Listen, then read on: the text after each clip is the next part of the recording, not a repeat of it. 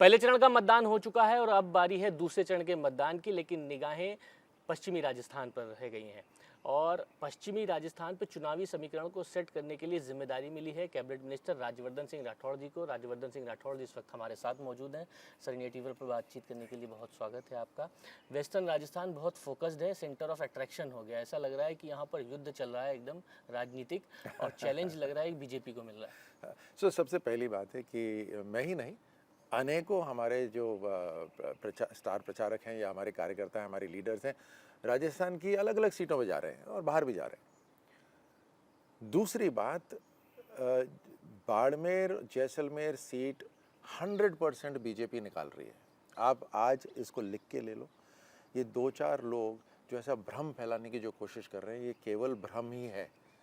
और युद्ध हो या इसको भी अगर आप युद्ध ही माने, जैसे आपने कहा भी, तो उसमें डिसेप्शन और परसेप्शन ये सब उसका एक हिस्सा होता है। तो ये सारा एक तरह से डिसेप्शन हो रहा है कि जैसे कोई पूरा का पूरा बाड़मेर उतर गया, जैसलमेर उतर गया। ऐसा बिल्कुल भी नहीं है। और ज़मीन एक अंडर करंट जो चल रहा है, जहाँ वोटर शांत है, ज़्यादा कह नहीं रहा, जो बाकी जगह भी होता है, और वो अंडर करंट मोदी जी की गारंटी पर है। ये याद रखिए, ये सरहद, ये बॉर्डर डिस्ट्रिक्ट है, और बॉर्डर डिस्ट्रिक्ट ख़ास तौर से 71 का युद्ध देख चुके हैं। ये बॉर्डर डिस्ट्रिक्ट बहुत सेंसिटिव है राष्ट्रीय सुरक्षा को लेकर। ये बॉर्डर डिस्ट्रिक्ट बॉर्डर डेवलपमेंट को लेकर बहुत सेंसिटिव है, और मोदी जी ने दोनों में ही बहुत बड़े बड़े काम करे हैं। तो हर तरह से, और पूर्व सैनिक भी यहाँ पर बहुत रहते हैं, तो तीसरे वर्ग के लिए भी यहाँ पे बहुत काम करा है। तो हर तरह से ये साइलेंट है, क्योंकि कुछ लोग एग्रेसिव हैं, तो मतदाता साइलेंट हो जाता है, और वोटिंग जो होगी वो बीजेपी के हक में होगी। आप कह रहे हैं कि साइलेंट वोटर ही असली भूमिका निभाएगा? 100%। ये जो कुछ लोग ऐसा सोचते हैं कि वो वोटर के ठेकेदार बन गए हैं, वो वोटर किसी को ऐसे फॉलो नहीं करता। वोटर अपना मन बनाता है और अपने मन से वोट करता है, और उसको ज़्यादा वोकल होने की भी ज़रूरत नहीं होती। जहाँ पर कैंपेनिंग बहुत एग्रेसिव होती है, वहाँ पर अक्सर वोटर साइलेंट हो जाते हैं। लेकिन वोट परसेंटेज तो बहुत कम हुआ है, विपक्ष को मौका मिल गया कहने के लिए। वोटिंग परसेंटेज जरूर कम हुआ है, और उसके अनेकों कारण हैं। एक बड़ा कारण तो उसका यही है कि जब खेल रोमांचक नहीं होता, तो ऑडियंस में भी उत्साह नहीं रहता। दोनों तरफ से बीजेपी मोदी जी की जीत में आश्वस्त है, जनता भी आश्वस्त है, और विपक्ष परास्त है। तो विपक्ष भी, कांग्रेस भी जानती है कि हम नहीं जीत रहे, तो कांग्रेस के कार्यकर्ता भी नहीं जा रहे। अगर आप देखें, जो अनेक जिले जहां पिछले साल, अगर मैं एक स्पेसिफिक वोट बैंक भी लूं, तो वहां पर भी वोटिंग कम हुई है। तो हर जगह कम हुई है, केवल बीजेपी के लिए नहीं। बहुत सारे ऐसे वोटर्स भी हैं जो कांग्रेस के होते थे लेकिन नहीं गए वोटिंग के लिए। सरहदी इलाका है, लेकिन सरहदी इलाके से एक आवाज़ उठ रही है कि निर्दलीय जो चुनाव में लड़ रहे हैं यहाँ पर, वो कह रहे हैं कि विकास नहीं हुआ, बेरोजगारी बहुत ज़्यादा है, अनएम्प्लॉयमेंट और विकास, ये दो ऐसे मुद्दे हैं जिन पर वो आपको घेर रहे हैं। क्या कहेंगे आप? इंफ्रास्ट्रक्चर के ऊपर भारत की सरकार, मोदी सरकार, इतना बड़ा इन्वेस्टमेंट कर रही है, और इन्वेस्टमेंट से एम्प्लॉयमेंट जनरेट हो रहा है। चाहे वो फिजिकल इंफ्रास्ट्रक्चर हो, चाहे सड़क हो, रेल इलेक्ट्रिफिकेशन हो, हवाई अड्डे बन रहे हैं या पोर्ट्स बन रहे हैं, चाहे वो डिजिटल इंफ्रास्ट्रक्चर हो, जहां 5G, भारत का अपना 5G, और इतने 5G के टावर्स लगे हैं जितने, उदाहरण दो तो अमेरिका और यूके में के कलेक्टिवली इतने 5G टावर्स नहीं है, और वो भी भारत में बने हुए। सो यानी मैन्युफैक्चरिंग भी हो रही है। उसके साथ साथ डिजिटल से जुड़े हुए जितने भी इक्विपमेंट है वो भारत में बन रहा है। सो फिजिकल हो गया, डिजिटल हो गया, अब सोशल इंफ्रास्ट्रक्चर। 7 IIM नए बने हैं, 7 IIT नए बने हैं, 15 नए एम्स बने हैं, 390 नई यूनिवर्सिटीज़ बनी हैं, 315 हमारे मेडिकल कॉलेजेस बने हैं। तो आप देखिए कि कितना इंफ्रास्ट्रक्चर और कितने, ये सारी युवा पीढ़ी के लिए तैयार हो रहा है। सो इस मैन्युफैक्चरिंग भारत में हो रही है, दुनिया की कंपनी आज भारत में आकर मैन्युफैक्चरिंग कर रही है। जो हमारा सबसे बड़ी कांग्रेस जिसको सबसे बड़ी कमज़ोरी मानता था, कमी मानता था कि भारत तो सबसे बड़ा मार्केट है और लाचारी दिखाती थी यूपी की सरकार, मोदी जी ने उसको पूरा घुमा दिया और अब सबसे बड़े मार्केट हैं तो सबसे बड़ा निर्माता भी बनते जा रहे हैं हम। सो एम्प्लॉयमेंट जनरेशन, पब्लिक सेक्टर हो, प्राइवेट सेक्टर हो, गवर्नमेंट सेक्टर हो, ये और आजकल जो गिग इकोनॉमी जिसको बोलते हैं, सबसे ज़्यादा आज है और उसको हम फॉर्मलाइज भी कर रहे हैं, खाते खोल रहे हैं सबके। सो बैंक को भी पता है कि कितने लोगों की कितनी आमदनी हो रही है, सेल्फ हेल्प ग्रुप्स की आमदनी हो रही है, मुद्रा योजना के अंदर हो रही है। तो ये सारा का सारा जो है और एक और आपको मैं बात बतलाऊं कि आज के युग के अंदर भारत की सीमा तक ही नहीं हमारे युवा सीमित हैं, पूरी दुनिया के अंदर सर्विस सेक्टर और बिजनेस सेक्टर हमारा फैलता जा रहा है। सो आज की तारीख में सबसे ज़्यादा एम्प्लॉयमेंट जनरेशन भारत में हो रहा है, इसीलिए हमारी जीडीपी भी ज़्यादा हो रही है। कास्ट फैक्टर की मैं बात करूं तो इस सीट पर कास्ट फैक्टर बहुत मैटर कर रहा है। 2009, 2014, 2019 तीनों बार जाट नेता बने हुए हैं। अब इस बार कहीं ना कहीं बताया जा रहा है कि जाट वोट डाइवर्ट हो रहा है कांग्रेस और निर्दलीय के बीच में। यही वजह है कि एक राजपूत अगर निर्दलीय खड़ा हुआ है तो उसके फेवर में कई सारी चीज़ चल रही हैं, सोशल मीडिया पर ज़बरदस्त भीड़ उमड़ रही है। लोग कह रहे हैं ये कास्ट फैक्टर बहुत बड़ा चैलेंज बना है बीजेपी के लिए। नहीं, कास्ट फैक्टर आज खत्म है, आज नेशनल फैक्टर चल रहा है। ये जातिवाद नहीं, ये राष्ट्रवाद का चुनाव है। और कहीं ना कहीं कोई ना कोई विधायक, कोई ना कोई एमपी किसी ना किसी कास्ट का तो होगा ही, बट वो रिप्रेजेंट किसको करता है? वो प्रतिनिधित्व करते हैं राष्ट्रवाद को, वो प्रतिनिधित्व कर रहे हैं विकासवाद को। वो अपनी कास्ट को रिप्रेजेंट नहीं कर रहे वहां, लेकिन कोई ना कोई किसी ना किसी वर्ग का तो होगा ही। कोई महिला होगी, कोई पुरुष होगा, कोई कोई एक एक्स कम्युनिटी का होगा, कोई वाई कम्युनिटी का होगा। आप ये देखिए कि जो अकेले खड़े हुए हैं वो किसको रिप्रेजेंट कर रहे हैं? क्या वो किसी कास्ट को रिप्रेजेंट कर रहे हैं? क्योंकि डेवलपमेंट तो वो कर नहीं सकते। डेवलपमेंट तो जो जीतने वाली सरकार है वो ही कर सकती है। और ये आप भी जानते हैं और मैं भी जानता हूं कि जीत कौन रहा है देश के अंदर, सरकार कौन बना रहा है देश के अंदर। अब जो एक कौन सा वोटर एक ऐसे पार्टी को वोट देना चाहेगा जिसकी सरकार बनने ही नहीं वाली? जानते हैं सब कि मोदी सरकार बन रही है, जानते हैं कि मोदी जी की वजह से घर घर गांव गांव तक पैसा आ रहा है, उसी की वजह से डेवलपमेंट आ रहा है। ये वोटर बहुत समझदार हैं। लेकिन फिर भी राहुल गांधी कह रहे हैं कि 150 पर सिमटने जा रही है बीजेपी। आप इतना सीरियसली लेते हैं क्या राहुल गांधी की बात को? हर भाषण में यही बोल रहे हैं। राहुल गांधी जी से अपनी पार्टी नहीं संभली जा रही। बहुत सारे उनके दिग्गज नेता राजस्थान में ही आप जानते हैं छोड़ छोड़ के भारतीय जनता पार्टी में आ गए। क्यों? एक इसलिए क्योंकि विचारधारा गलत है, दूसरी इसलिए कि मोदी जी जिस तरह का काम करते हैं चांस ही नहीं है कि कांग्रेस आ जाए, और तीसरा वो जो लीडर हैं वो ये देखते हैं राहुल गांधी के नीचे काम करना पड़ेगा। इसकी सोच ही इतनी सीमित है। अब मुझे बताइए कि कौन रहना चाहेगा राहुल गांधी के नीचे, और कौन सीमित होता जा रहा है? हाँ, वो हमारी सीटों को सीमित कर रहे हैं, हम तो बोल रहे हैं उनकी पार्टी सीमित होती जा रही है। सर आप आए हैं यहाँ पर मारवाड़ में ये जो राजपूत तो जो फैक्टर सेंटिमेंट हर्ट हुआ है ये कितना अफेक्ट कर रहा है? क्योंकि लोग यही अजम्प्ट कर रहे हैं कि राजवर्धन जी यहाँ पर आए, एक बड़े राजपूत लीडर के तौर पर जाने जाते हैं, तो अब सेकंड फेज में एटलीस्ट ये कोशिश की जाए कि सब कुछ सही हो। देखिए, जब अंग्रेज गए तो अपनी एक लाल डायरी छोड़ के गए। वो लाल डायरी था कि भारत पे राज कैसे करना है, और वो कांग्रेस को दे के गए। और इस लाल डायरी में लिखा हुआ है बांटो और राज करो, और झूठ इतना बोलो कि लोगों भ्रमित हो जाए और उसी को सच मानने लग जाए। अब ये दो फिलॉसफी मुझे बताइए कांग्रेस इस्तेमाल नहीं कर रही क्या? हर जगह इस्तेमाल कर रही है।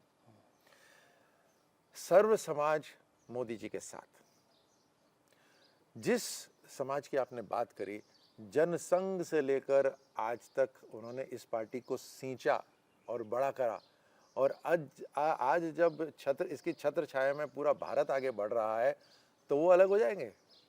नहीं। चार लोग एक स्क्रीन के सामने बैठकर उनसे अगर नारे लगवाए जाएं तो उससे नहीं होता। वो समाज को रिप्रेजेंट नहीं करते, वो व्यक्ति को रिप्रेजेंट कर सकते हैं। व्यक्ति को तो कोई भी रिप्रेजेंट कर सकता है, लेकिन वो समाज को रिप्रेजेंट नहीं करते। इस बड़े देश के अंदर, इतने बड़े देश के अंदर जनता देश का विकास चाहती है, खुद के परिवार को आगे बढ़ाना चाहती है, किसी एक व्यक्ति को आगे नहीं बढ़ाना चाहती। क्या वजह है कि बीजेपी ने 13 स्टार प्रचारकों की फौज सिर्फ बाड़मेर जैसलमेर में खड़ी कर दी है? नहीं, हर जगह जा रहे हैं। आपके स्टार प्रचारक का तो काम ही है कि अलग अलग विधानसभा, अलग अलग लोकसभा के अंदर जाना, तो वही हम कर रहे हैं, हर जगह जा रहे हैं। रविंद्र सिंह भाटी कह रहे हैं कि मैं बीजेपी से चुनाव लड़ना चाहता था, मेरी आइडियोलॉजी बीजेपी से है, लेकिन मेरे साथ विश्वासघात हुआ। मैं तो नहीं जानता, वो उनके व्यक्तिगत बात है, और मैं उनके लिए नहीं बोल रहा, मैं तो नॉर्मल बोल रहा हूँ। क्या आपके साथ कभी विश्वासघात नहीं हुआ? मैं मान लीजिए एक बार कभी आपके साथ कभी नाइंसाफ़ी नहीं हुई, मान लीजिए, उदाहरण दे रहा हूँ। कई बार हमें राष्ट्रहित सर्वोपरि करना पड़ता है, देश का हित पहले आता है। कई बार खेलों के अंदर भी तो होता है, जो डिजर्विंग खिलाड़ी होता है उसको कई बार बाहर बिठा देते हैं, डिजर्विंग खिलाड़ी को मौका नहीं मिलता बैटिंग करने का, कई बार होता है, बॉलिंग नहीं मिलती, क्या नहीं मिलता, वो टीम छोड़ के चले जाते हैं क्या? पाकिस्तान की टीम में जुड़ जाते हैं क्या? नहीं ना। सो राष्ट्रहित, भारतीय जनता पार्टी का जो कार्यकर्ता दिल से है, वो हर हालत में राष्ट्रहित को सबसे पहले रखेगा। क्या ये इंडिकेशन है कि सुबह का बोला अगर शाम को घर वापस आए तो उसको गले लगा लेंगे? हम तो सभी को गले लगाते हैं, कोई गलती परमानेंट हम थोड़ी ना मानते हैं इसके अंदर। अगर किसी ने, मैं किसी व्यक्ति के लिए नहीं बोल रहा, मैं तो जनरल बोल रहा हूँ। बहुत सारे लोग कांग्रेस से बीजेपी में आए हैं, बहुत सारे बीजेपी के लोग वापस बीजेपी में आए हैं, तो स्वागत है। अगर आपको लगता है कि अब आप राष्ट्रहित को सबसे आगे रखेंगे, आपका स्वागत है। पूर्वी राजस्थान में भी वोटिंग कम हुई है। हमारे पास जो जानकारी आई है उसके मुताबिक एक बड़ा फैक्टर ये माना जा रहा है कि जो कांग्रेस घूम घूम के ये कह रही है कि एसटी का आरक्षण खत्म हो जाएगा, संविधान खत्म हो जाएगा, इससे लोगों में एक डर बैठा है। हो सकता है इस वजह से ही वोट परसेंटेज कम है, लोग वहाँ पर वोट डालने के लिए नहीं निकले हैं। इसको कैसे बीजेपी मैनेज कर रही है? तो झूठ तो कांग्रेस बोल रही है। अब मैंने थोड़ी देर पहले यही कहा था कि लोगों को भ्रमित करना, बांटना और राज करना, ये कांग्रेस की विचारधारा है और रहेगी। सो कांग्रेस इस तरह का झूठ तो फैला रही है, उसमें कोई डाउट नहीं है, क्योंकि उनके पास, आप ये देखिए, 5 साल उन्होंने राज करा था राजस्थान के ऊपर, लेकिन कांग्रेस का एक भी व्यक्ति, उनका लीडर, ये बोलने को तैयार नहीं है कि हमें वोट दो क्योंकि हमने ये काम करा है, क्योंकि कांग्रेस ने काम ही नहीं करा कोई। तो इसलिए काम को तो छोड़कर वो झूठ का सहारा रहे हैं कि अरे ये कर देंगे, अरे ये कर देंगे। अब दूसरी बात रही, मैं इसमें सहमत नहीं हूं कि इस कारण से वोटर कम आए, क्योंकि हर वर्ग के, हर समाज के वोटर नहीं आए। अगर ये बात सच होती, अगर लोगों को लगता, तो टूट टूट के पड़ते वोटिंग करने के लिए, लेकिन ऐसा नहीं हुआ। इसका मतलब कांग्रेस जो झूठ फैला रही है वो उन्हीं के सर्कल में घूम रहा है, और मीडिया तो बात करेगी, खैर आपके कानों तक तो आती है ये बात। नहीं, जो खबरें आ रही हैं उसके मुताबिक हमारा जो कैलकुलेशन है ग्राउंड पे जो हम देख रहे हैं, हालांकि वो हो सकता है सटीक ना हो, चूरू, नागौर, झुंझुनू, पूर्वी राजस्थान का धौलपुर, करौली, बाड़मेर, जैसलमेर, ये ऐसी सीटें हैं जिसमें बहुत ज़्यादा टफ फाइट है। यहाँ तक कि ये भी ऐसा लग रहा है कि इसमें से कुछ सीटें लूज़ कर सकती है बीजेपी। हम 25 में से 25 सीटें राजस्थान में जीतेंगे। जो 12 सीटों का चुनाव हो चुका है, हम हर सीट पर जीत रहे हैं। कुछ जगह मार्जिन थोड़ा कम हो सकता है क्योंकि वोटिंग परसेंटेज कम रहा है, लेकिन जो मतदाता आया है उसने बीजेपी को वोट करा है। एक आवाज़ उठी है कि रविंद्र सिंह राठौड़ जननेता कहे जाते हैं, लेकिन रविंद्र सिंह भाटी, यस, जननेता कहे जाते हैं, लेकिन वो हेलीकॉप्टर से घूम रहे हैं, बड़ी गाड़ियों से घूम रहे हैं, बेंगलोर भी जा रहे हैं, गुजरात भी जा रहे हैं, दिल्ली भी जा रहे हैं। फंडिंग कौन कर रहा है? भारतीय जनता पार्टी ने, इसीलिए प्रधानमंत्री मोदी जी ने इलेक्टोरल बॉन्ड शुरू करे कि राजनीतिक पार्टियां करोड़ों रुपए इस्तेमाल करती हैं, सफ़ेद पैसा तो हो। जब सफ़ेद, साफ, स्वच्छ राजनीति करने का दावा करती हैं जो पार्टियां, कम से कम सफ़ेद धन तो इस्तेमाल करें। 2014 के बाद इलेक्टोरल बॉन्ड से ये स्पष्ट हो गया कि पॉलिटिकल पार्टीज जिन्होंने इलेक्टोरल बॉन्ड से फंडिंग ली है। आप जो बात कर रहे हैं वो इलेक्टोरल बॉन्ड से फंडिंग नहीं है। जो इलेक्टोरल बॉन्ड की फंडिंग है वो सारा वाइट मनी है, काला धन नहीं है। अब अन्य जो लोग हैं वो कहाँ से पैसा जनरेट कर रहे हैं, कहाँ से आ रहा है वो। एक आखिरी सवाल सर कि 25 अगर सीटें आती हैं और सरकार आपकी बनती है तो राजस्थान के विकास के लिए आपको क्या लगता है कौन सी चीज़ें आप प्रायोरिटी पे रखेंगे और जनता तक वो चीज़ें पहुंचेंगी, डिलीवर होंगी? सबसे पहले तो आपको और आपके दर्शकों को मैं बताना चाहता हूँ कि सरकार बन रही है, बनेगी नहीं, बन रही है। और ये इसलिए है, ये मेरा घमंड नहीं है, ये मैं इसलिए कह रहा हूँ क्योंकि 10 साल प्रधानमंत्री मोदी जी ने जो काम करा है, देश की राजनीति तक बदल दी। देश के अंदर डेवलपमेंट हो रहा है, वो तो है ही। देश आज सुरक्षित है, देश आज समृद्ध हो रहा है। उसके साथ साथ जो चीज़ बदल नहीं सकती थी देश की राजनीति, वो बदल दी। आज सारे के सारे जितने परिवारवादी जो पार्टीज थी, जिनकी विचारधारा अलग अलग होती थी, सारे एक साथ हैं केवल अपना अस्तित्व बचाने के लिए। आज वो वीआईपी कल्चर खत्म हो गया। आज पारदर्शिता हो गई, ट्रांसपेरेंसी। हर साल रिपोर्ट कार्ड दिखाओ अपना कि आपने क्या काम करा है, फिर जनता तय करेगी। मैं वापस आता हूँ स्पेसिफिक आपके प्रश्न पर। 10 साल में जो काम करा है, देश का पैसा नागरिकों तक बिना किसी बिचौलिए के पहुंच रहा है। देश आर्थिक रूप से समृद्ध हो रहा है। ये ताकत देश की जनता ने पहली बार देखी है और उसी से भारत की ताकत बन गई है। अब हमारे मुख्य बिंदु क्या होंगे? हमने पहले 100 दिन के अंदर ही भजनलाल जी की सरकार ने दिखा दिया कि सबसे बड़ा मुद्दा है, हम घर घर पीने का पानी, सिंचाई का पानी पहुंचाने के लिए काम शुरू हो गया। साइन हो गया, 1 लाख करोड़ का साइन हो गया। आप राजस्थान वाले जो हैं, आपके 21 जिलों के अंदर सिंचाई का पानी, सारे बांध लबालब पानी से भरे हुए होंगे। आपके घर में नल से पानी आएगा, जिसे पिछली कांग्रेस सरकार ने रोका हुआ था। पेपर लीक बंद। 19 बार पेपर लीक हुआ। अब 19 ऐसा नंबर लगता है, 19 बार ऐसा नहीं।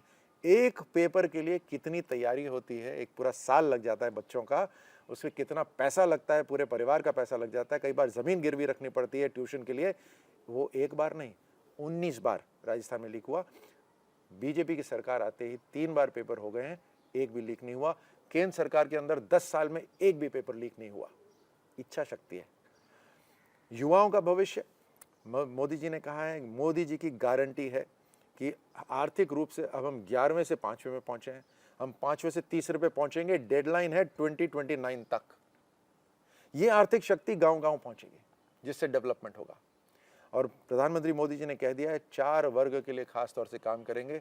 गरीबों के लिए, उनको हर तरह से समृद्ध करने के लिए, महिलाओं के लिए उनको हर तरह से सशक्त करने के लिए, युवाओं के लिए उनको भारत का भविष्य संभालना है, उनको आगे बढ़ाने के लिए, और किसानों के लिए, अन्नदाता, हर तरह से उनके पास पानी, सिंचाई का बीज, खाद हर तरह से पहुंचाना, उनके लिए मार्केट तैयार करना पूरी दुनिया के अंदर। ये काम हो रहा है। विजन के साथ काम कर रहे हैं प्रधानमंत्री मोदी जी, संकल्प के साथ काम कर रहे हैं मोदी जी। एक दिन छुट्टी नहीं ली प्रधानमंत्री मोदी जी ने। और अगर आप बोलते हैं, कांग्रेस बोलती है कि मोदी जी का नाम लेते हैं, तो क्यों नहीं, आप लो ना राहुल गांधी का नाम। बहुत धन्यवाद राजवर्धन राठौड़ जी, आपने सारी चीज़ें बताई। और बड़ी बात यह है कि इस बार कहीं ना कहीं बीजेपी इस कॉन्फिडेंस में है कि 400 पार का नारा जो प्रधानमंत्री नरेंद्र मोदी ने दिया है वो पूरा होगा और विकास के साथ ये रेलगाड़ी बहुत तेज़ी से आगे बढ़ेगी। दिनेश कुमावत के साथ मनीष भट्टाचार्य, इंडिया टीवी, जैसलमेर।